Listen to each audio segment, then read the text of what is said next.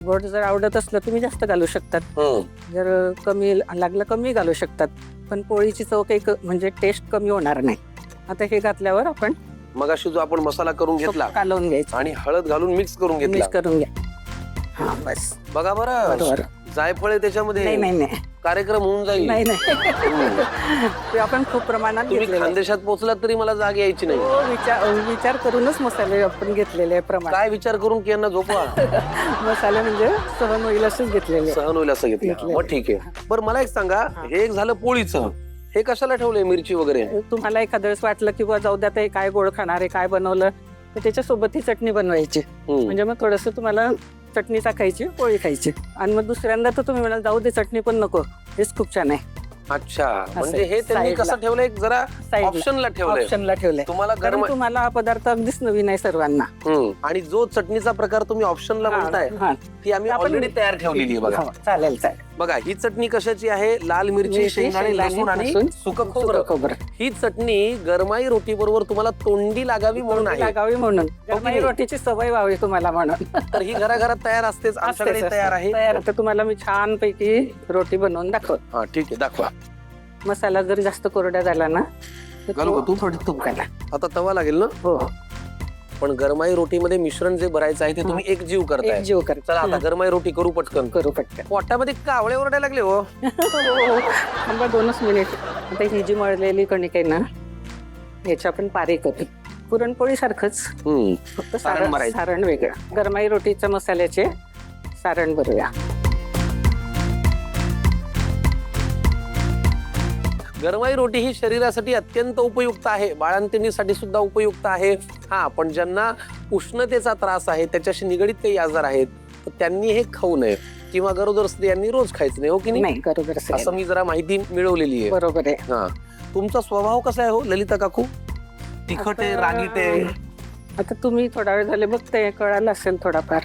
एवढ्या कमी वेळात जर मला महिलांचे स्वभाव कळले असते तर मी माझ्या बायकोला 11 वर्षात ओळखलं नसतं का? कसा आहे तुमचा स्वभाव? तिखट गोड सर्वच आहे. म्हणजे गरमाई रोटी सारखाच आहे. गरमाई रोटी आहे पण गोडही आहे, अच्छा, त्यात गुळही आहे ना. हो बरोबर, म्हणून तर म्हणलं गरमाई रोटी सारखाच आहे. आणि हे सर्व बाजूने मसाला आज मस्त. कव्हर झालेले आहे.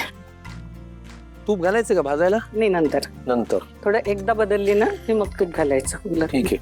आज आपण एक अस्सल खानदेशी पदार्थ पाहतोय, गरमाई रोटी. मला याच्यामध्ये इंटरेस्टिंग काय वाटलं, यातले मसाले हे रोजच्या वापरातले मसाले नाहीयेत. नाही, म्हणजे फार कमी वेळेला असं होतं की सुंठई आहे, जायफळी आहे, लेंडी पिंपळी पण आहे, आणि असे काही जुने जुने मसाल्याचे पदार्थ सुद्धा वापरून केलेला आहे. तर गरमाई रोटी इंटरेस्टिंग पदार्थ आहे. तुम्ही ब्रेकफास्टला खाऊ शकता, तुम्ही जेवणात घेऊ शकता, किंवा रात्री जर तुम्हाला हलकं खायचं असेल तरी खाऊ शकता. कुठल्याही वेळेला एक अप्रतिम पदार्थ. गरमही खाऊ शकता, स्टोर करून गारही खाऊ शकता. छान. आता उलटून टाक. बघा आता कशी होईल आपली पोळी. अरे क्या बात आहे. वा, मला एकदम माझ्या बायकोची आठवण झाली. का विचारा? का? रुसल्यावरती अशीच फुगते. बापरे. अरे वा वा वा, परत तूप. आणि छान. त्यातून ना हा असं गुळ बाहेर येतो. थोडासा गुळ असल्यामुळे, आणि तो जो गुळाचा चटका लागतो ना पोळीला, त्याचा स्वाद अजून वेगळा येतो. फार छान. विश्वास ठेवा, या पोळीमध्ये जे जे काही मसाले आपण घातलेले आहेत त्या सगळ्याचा एक फ्लेवर, अरोमा, सुगंध आम्हाला इथे जाणवायला लागलेला आहे.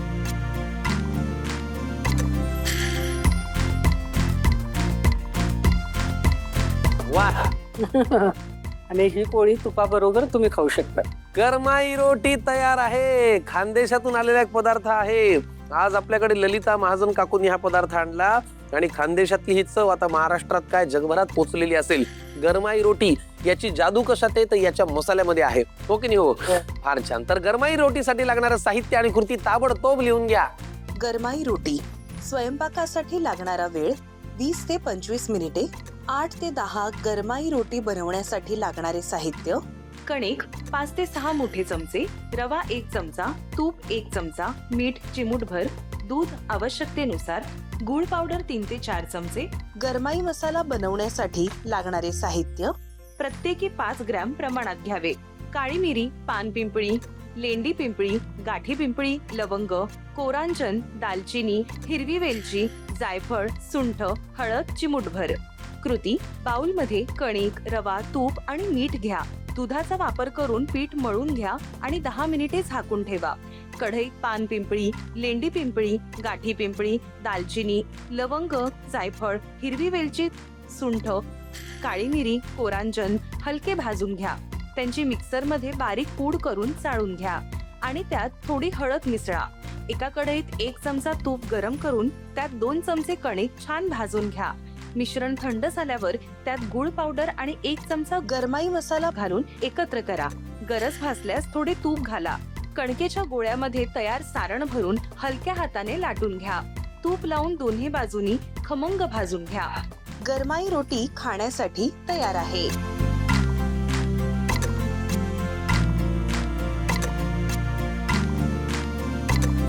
चला, खानदेशी स्पेशल गरमाई रोटी मी आता जरा खाऊन बघतो. आणि खरी चव सांगा. याच्यासाठी केला होता अट्टहास.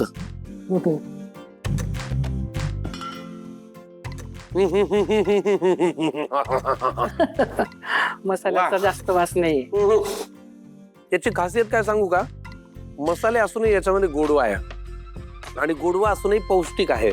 त्याच्यामुळे परिपूर्ण अशी रेसिपी आहे. खवय्यांनो, खानदेशच्या खाद्य संस्कृतीचा हा अनमोल वारसा म्हणजे गरमाई रोटी, जी केवळ जिभेला गोडवा देत नाही, तर ही रेसिपी आहे ऊर्जेचा स्रोत, खजिना. कारण एका मध्यम आकाराच्या रोटी म्हणजे पोळीमधून आपल्याला मिळतात तब्बल 240 ते 280 कॅलरीज, शरीराला ताकद देणारे 45 ते 50 ग्रॅम कार्बोहायड्रेट्स, स्नायूंच्या मजबूतीसाठी 4 ते 5 ग्रॅम प्रथिने म्हणजे प्रोटीन, आणि गुळामुळे मिळणार आहे 3 ते 4 मिलीग्राम लोह म्हणजे आयर्न, जे रक्तातील हिमोग्लोबिन वाढवण्यासाठी अत्यंत गुणकारी ठरतं. त्यामुळे ही रोटी तुम्ही नक्की करून बघा आणि खाऊन बघा.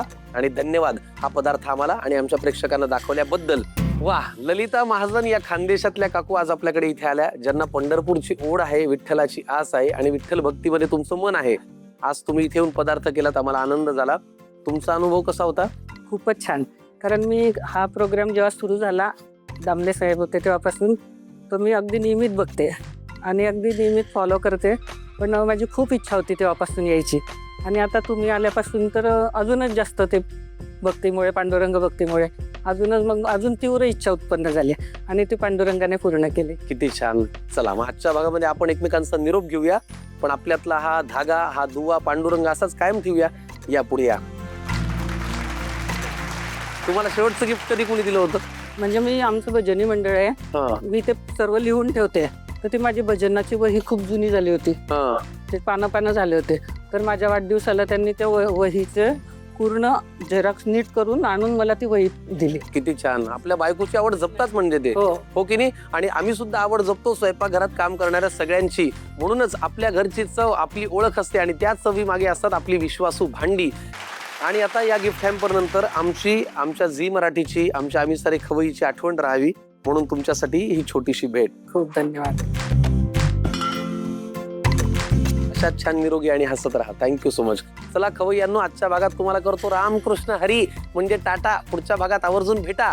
पण याच वेळेला भेटताना एक लक्षात ठेवा की आपल्या माणसांना भेटत राहा पारंपरिक रेसिपी सोबत. आपण आता आपला कार्यक्रम नवीन पद्धतीने तुमच्या समोर आणणार आहोत, कारण चव घरची असणार आहे. पात्र आपला कार्यक्रम, ज्याचं नाव आहे आम्ही सारे खवय्ये, आपल्या घरची चव.